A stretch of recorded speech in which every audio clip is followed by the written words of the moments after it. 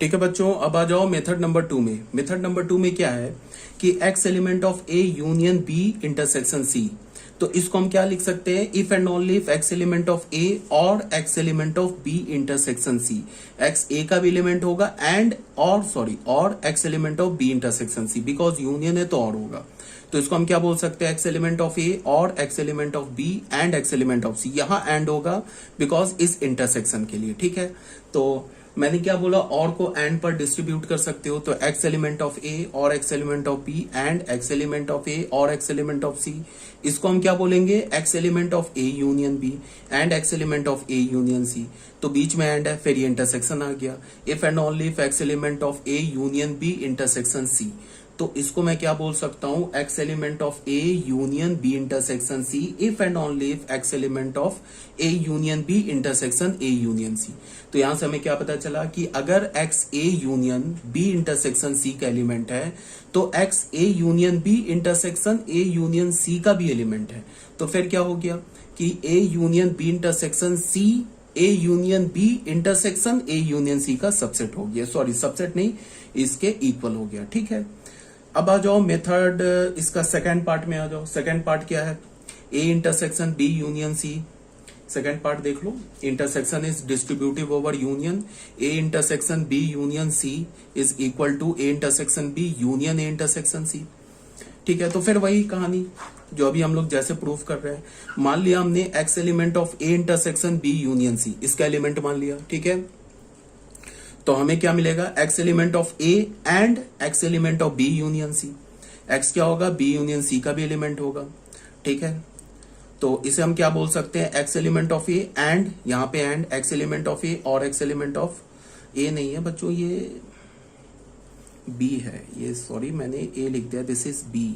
इसको अगर कंफ्यूज हो गए हो ना तो इसको करेक्ट कर लेना, दिस इज बी। ये जो है ना हमारा बी लिखा हुआ है, बी। ठीक है, तो यहां क्या हो गया, ये बी लिखा है, x element of A and x element of B और एक्स एलिमेंट ऑफ सी।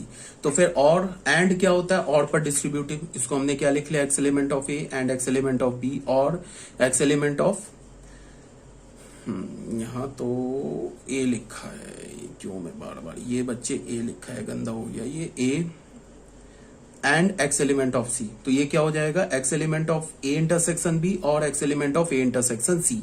तो और है तो फिर यूनियन मिलेगा। तो इसका क्या मतलब हुआ कि A intersection B union C, A intersection B union A intersection C का सबसेट हो गया। ठीक है, बिकॉज एक्स हमने क्या लिया था, इसका एलिमेंट, एक्स किसका एलिमेंट मिल गया इसका, तो ये वाला सेट इसका सबसेट हो गया। ठीक है, उसके बाद हमने क्या बोला कि x element of A intersection B union C. तो ये क्या इंप्लाई हो रहा है कि x element of A intersection B union x element of A intersection C.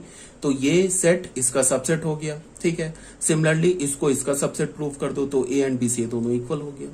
Method number 2, method number 2 में क्या है, वही इफ एंड ओनली इफ।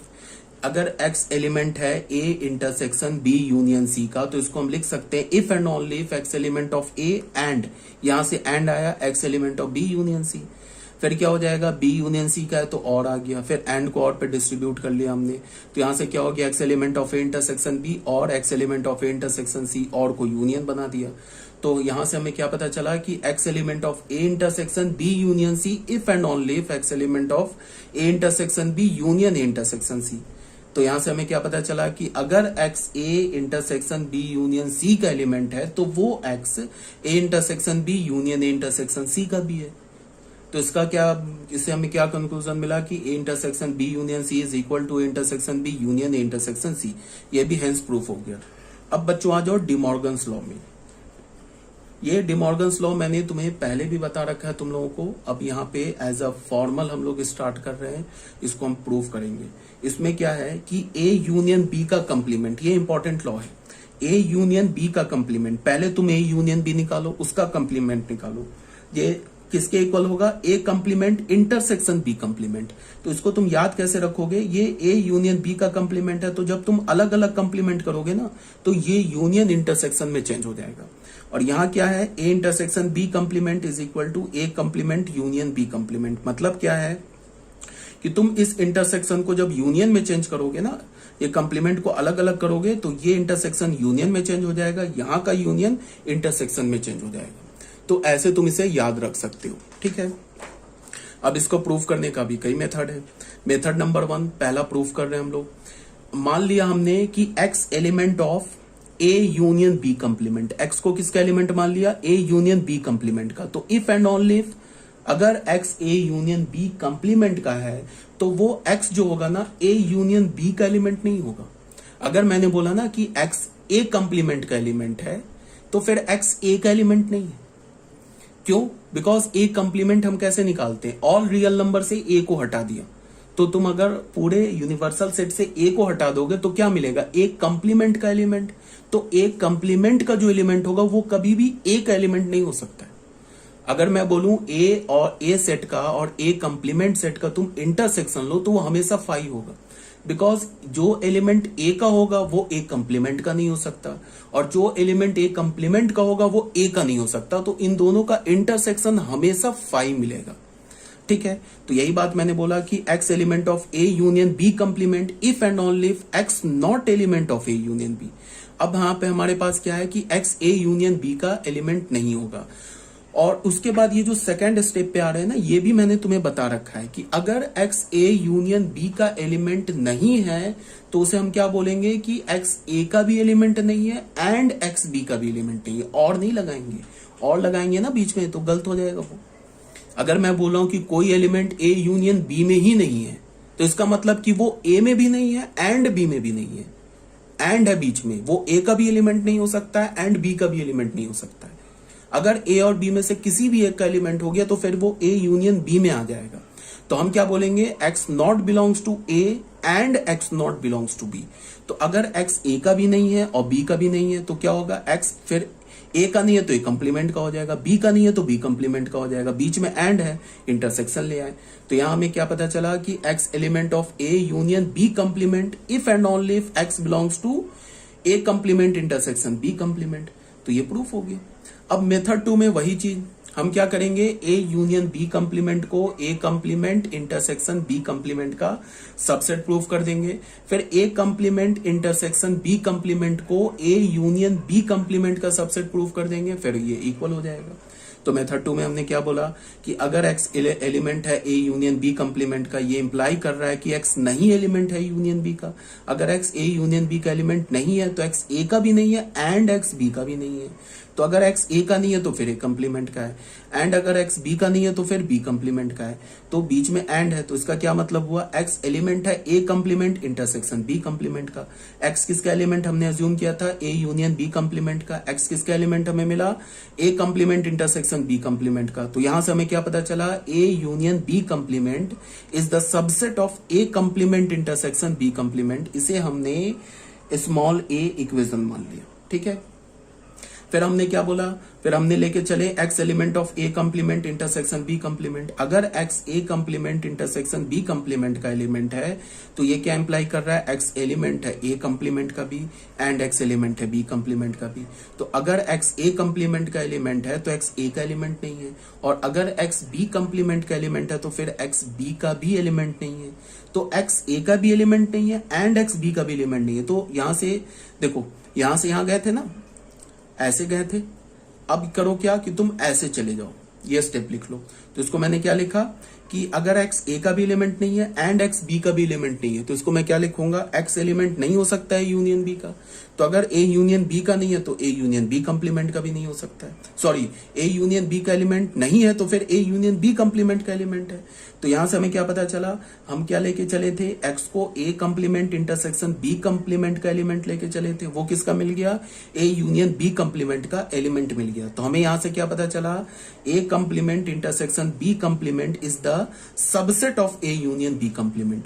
और ए यूनियन बी कंप्लीमेंट को ऑलरेडी हमने प्रूफ कर रखा है कि वो सबसेट है A complement intersection B complement का। इसको हमने यहां पे मान लिया सेकेंड इक्वेशन, बी इक्वेशन मान लिया, फ्रॉम ए एंड बी दोनों सेट इक्वल हो गया। तो ये था हमारा मेथड नंबर 2। अब बच्चों आ जाओ मेथड नंबर 3। ये मेथड नंबर 3 है from Venn diagram. Venn diagram से, अच्छा वेन डायग्राम में मैंने क्या बोला कि अगर मान लो कि मैंने कोई सेट है कुछ भी एक्स सेट है, एक्स सेट का हमने वेन डायग्राम ड्रॉ किया, और कोई सेट वाई है, वाई सेट का हमने वेन डायग्राम ड्रॉ किया, और एक्स सेट का वेन डायग्राम और वाई सेट का वेन डायग्राम हमें अगर इक्वल मिल गया, इक्वल मिलने का मतलब क्या हुआ वेन डायग्राम का, कि उसकी शेडिंग इक्वल मिल गई, तो फिर हम क्या बोलेंगे, एक्स सेट और वाई सेट इक्वल है। तो अगर मैंने ये प्रूफ कर दिया कि इसकी शेडिंग और इसकी शेडिंग इक्वल है, तो फिर ये दोनों सेट इक्वल हो जाएगा। तो वेन डायग्राम से भी हम प्रूफ कर सकते हैं। यहां पे देखो कौन सा वेन डायग्राम हमने किया है, की शेडिंग की है ए यूनियन बी का, तो ए यूनियन बी में क्या, ए यूनियन बी की शेडिंग कर दी। अब यहां पे क्या किया, ए यूनियन बी कंप्लीमेंट का शेडिंग, तो ए यूनियन बी कंप्लीमेंट का शेडिंग क्या होगा, ए यूनियन बी को छोड़ के बाकी सब शेड कर दो, बिकॉज ए यूनियन बी में, ए यूनियन बी कंप्लीमेंट में क्या होगा, यूनिवर्सल सेट से तुम ए यूनियन बी को हटा दो, तो सिर्फ ए यूनियन बी की शेडिंग नहीं करनी है, बाकी सबकी शेडिंग कर दी। तो ये जो हमें मिला ना ए, ये किसका शेडिंग मिला है, ए यूनियन बी कंप्लीमेंट का। अब आ जाओ, ये हमने किसका शेडिंग किया है, ए कंप्लीमेंट का, ठीक है। ए कंप्लीमेंट का शेडिंग कैसे होगा, ए को छोड़ के बाकी सब। यहां किसका शेडिंग किया है, बी कंप्लीमेंट का, बी कंप्लीमेंट का शेडिंग क्या होगा, बी को छोड़ के बाकी सब। अब इन दोनों शेडिंग का हमें इंटरसेक्शन लेना है, तो दो शेडिंग का इंटरसेक्शन कैसे लेते हैं, जो दोनों में कॉमन शेडिंग है ना उसको ले लेते हैं। तो देखो बच्चों, दोनों में कॉमन शेडिंग क्या है, देखो यहाँ पे ये वाली शेडिंग, देखो ये शेडिंग इधर में तो है बट इधर में नहीं है। यहाँ पे देख लो, ये जो यहाँ से इतना दिख रहा है ना, ये शेडिंग इस वाले वेन डायग्राम में तो बस इसमें नहीं है, तो ये कॉमन ले नहीं सकते। इसमें इधर में शेडिंग है, इधर नहीं है, तो ये भी कॉमन नहीं ले सकते। बीच वाला भी कॉमन शेडिंग नहीं है। कॉमन शेडिंग क्या है, इस दोनों को छोड़कर, इसको छोड़ के बाकी सब, और यहाँ भी इसके अंदर को छोड़ के बाकी सब, दोनों में शेडिंग है, तो हमने कॉमन ले लिया। तो ये शेडिंग और ये शेडिंग इक्वल मिल गया। तो इसका क्या मतलब हो गया, A union B complement, A complement intersection B complement के इक्वल प्रूफ हो गया। ये था हमारा मेथड नंबर 3 वेन डायग्राम से। अब आ जाओ सेकंड, जो डिमॉर्गन्स लॉ है। यहाँ पे कुछ नहीं था, यूनियन है, अब यहाँ पे इंटरसेक्शन है। ए इंटरसेक्शन बी कंप्लीमेंट को हम क्या लिखेंगे, ए कंप्लीमेंट यूनियन बी कंप्लीमेंट। फिर मेथड 1 में आ जाओ, इफ एंड ओनली इफ में। इसमें हमने क्या बोला, एक्स एलिमेंट है अगर ए इंटरसेक्शन बी कंप्लीमेंट का एलिमेंट है, if and only if x नहीं एलिमेंट होगा इंटरसेक्शन बी का। अब अगर एक्स एलिमेंट नहीं है, तो यहां पे एक बात को ध्यान में रखना है, अगर एक्स एलिमेंट नहीं है ए यूनियन बी का, तो हम एंड यूज करते हैं, और अगर एक्स नहीं एलिमेंट है ए इंटरसेक्शन बी का, तो हम और यूज करते। इस बात को समझना है तुम्हें, इसमें कंफ्यूज नहीं होना है। अगर मैंने बोला कि एक्स एलिमेंट नहीं है ए यूनियन बी का, तो यहां से हमें क्या इंप्लाई पता चलेगा कि एक्स जो है वो एलिमेंट नहीं है ए का, एंड एक्स नहीं एलिमेंट है बी का। बिकॉज अगर एक्स ए यूनियन बी में नहीं है, तो एक्स ए में भी नहीं है एंड एक्स बी में भी नहीं है। बिकॉज अगर एक्स ए और बी में से किसी एक में आ गया, तो उसके यूनियन में आ जाएगा। तो मैं यहां क्या बोल रहा हूं कि एक्स ए यूनियन बी का एलिमेंट नहीं है, तो एक्स ए का भी एलिमेंट नहीं है एंड एक्स बी का भी एलिमेंट नहीं है। अब यहां पे मैंने क्या बोला, एक्स एलिमेंट नहीं है ए इंटरसेक्शन बी का, तो इसमें और आएगा। इसको हम क्या बोलेंगे कि एक्स नहीं है एलिमेंट ए का और एक्स एलिमेंट नहीं है बी का। कैसे, इसको तुम ऐसे समझो, मान लो हमने 1 2 3 और एक बी सेट ले लिया हमने, 3 4 2 5 ले लिया। अब अगर मैंने बोला A union B, A union B हमें क्या मिल गया, 1 2 3 4 5 3 4 5। ए इंटरसेक्शन बी क्या मिल गया हमें, ए इंटरसेक्शन बी मिल गया हमें 2 3 मिल गया। अब आ जाओ बच्चों, अगर मैंने बोला कि 2 एलिमेंट, यहां पे 2 तो एलिमेंट है, अगर मैंने बोला कि 4 जो है वो एलिमेंट नहीं है ए इंटरसेक्शन बी का, तो यहां पे मेरे पास ऑप्शन है।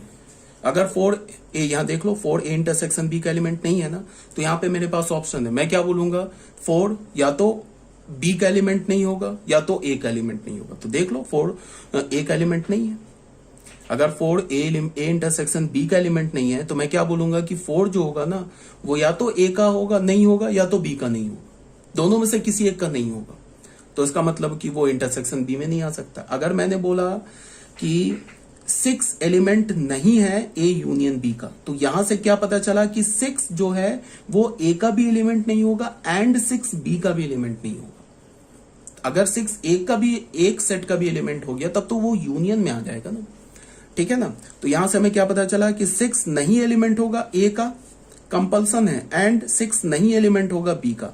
तो ये तुम्हें याद रखना है, ये जो लिखा है ना, ये याद रखना है तुम्हें, ठीक है, तो यहाँ पे हमने क्या यूज कर लिया कि x एलिमेंट नहीं है इंटरसेक्शन b का, तो हम इसे क्या बोलेंगे, x एलिमेंट नहीं होगा a का और x एलिमेंट नहीं होगा b का।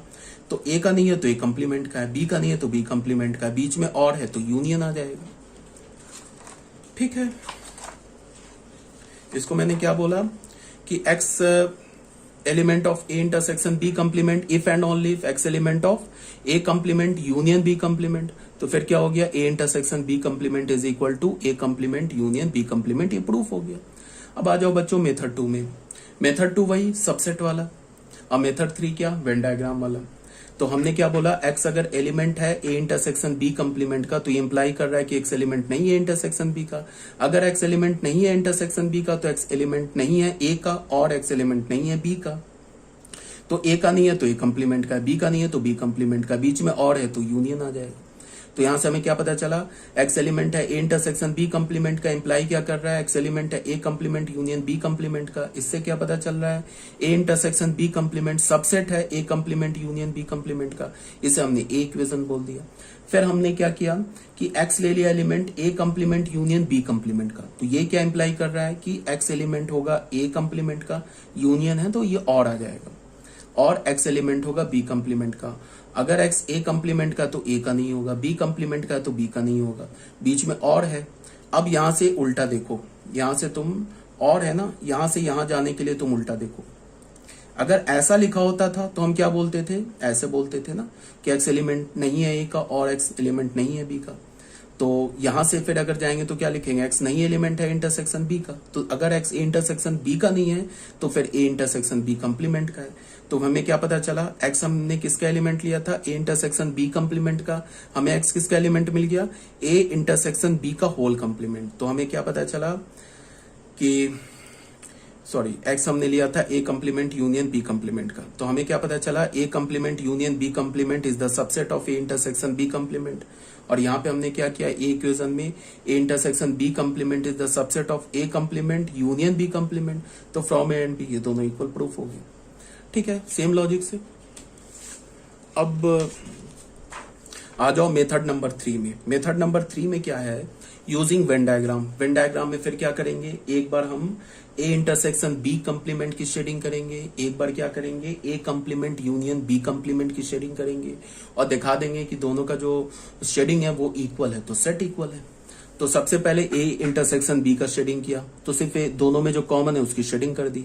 अब a इंटरसेक्शन b का होल कंप्लीमेंट का शेडिंग करेंगे। इसका क्या मतलब है, a इंटरसेक्शन b को छोड़ के बाकी सब शेडिंग कर लेंगे, तो इसको छोड़ के बाकी सब की शेडिंग कर ली।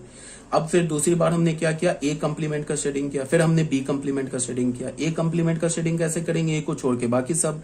b कंप्लीमेंट का शेडिंग कैसे करेंगे, b को छोड़ के बाकी सब। अब सुनो, अगर हमें दो शेडिंग का यूनियन लेना है तो हम क्या करते हैं, जो पहले शेडिंग है उसके भी सारे शेडिंग को कंसीडर करते हैं, और जो सेकंड सेट का हमने शेडिंग किया उसके भी सारे शेडिंग को कंसीडर करते हैं। मतलब कि जहां जहां पे दोनों में शेडिंग है ना, सबको मिला देते हैं। इंटरसेक्शन में तो कॉमन शेडिंग लेते हैं, और यूनियन में क्या करते हैं, टोटल कंप्लीट शेडिंग ले लेते हैं, ए का भी और बी का भी। तो यहाँ पे इसका कंप्लीट शेडिंग ले लेंगे तो ये मिल जाएगा। देख लो, ये इसमें है ना शेडिंग, इसमें नहीं है तो यहाँ ले लेंगे इसमें, और ये वाला शेडिंग यहाँ ए बी कंप्लीमेंट में है, ए में नहीं है तो ये भी कंसीडर कर लेंगे। तो ये हमें क्या मिल गया, ए कंप्लीमेंट यूनियन बी कंप्लीमेंट की शेडिंग। ए और बी से देख लो ये दोनों शेडिंग सेम है, तो ये सेट इक्वल है। ठीक है, ये भी क्लियर हो गया। अब इसको मैंने क्या बोला, for intersection take common shaded region between both the diagrams. Intersection के लिए कॉमन शेडेड रीजन लेना है। For union take all shaded region between both the diagrams. और यूनियन के लिए क्या लेना है, सारे शेडिंग ले लेने, ए के भी सारे शेडिंग ले लेने, बी के भी। यूनियन के लिए, इंटरसेक्शन के लिए क्या लेना, हमें सिर्फ कॉमन शेडेड रीजन लेना है। ठीक है, तो ये हमारा जो बेसिक थ्योरम था जो एनसीईआरटी में भी है वो हमारा कंप्लीट हो गया। अब आ जाओ बच्चों थ्योरम नंबर सम मोर थ्योरम्स, कुछ और थ्योरम्स है उसको भी हम लोग देख लेते हैं। ये बच्चों आ जाओ थ्योरम नंबर 1 में। थ्योरम नंबर 1 में क्या है, for any two sets A and B, कोई भी दो सेट है ए एंड बी। ये भी काफी इंपॉर्टेंट थ्योरम है, एक्चुअली तो सारे इंपॉर्टेंट थ्योरम है, तो याद तो तुम्हें सब रखना है। ठीक है, हमने बोला कि कोई भी दो सेट ए एंड बी के लिए a minus B is equal to A intersection B complement, b minus A is equal to B intersection A complement. a minus B किसके इक्वल होगा, ए इंटरसेक्शन बी कंप्लीमेंट के। b minus A किसके equal होगा, B intersection A complement के। ठीक है, अब इसका प्रूफ देख लो एक बार। प्रूफ में हमने क्या बोला कि हमने मेथड 1 लिया, मेथड 1 में हमने क्या बोला कि let x belongs to a minus B, अगर x a माइनस बी का एलिमेंट है, if and only if x belongs to a and x not belongs to b। a minus B का तो यही डेफिनेशन होता है ना कि अगर कोई भी एलिमेंट a माइनस बी का है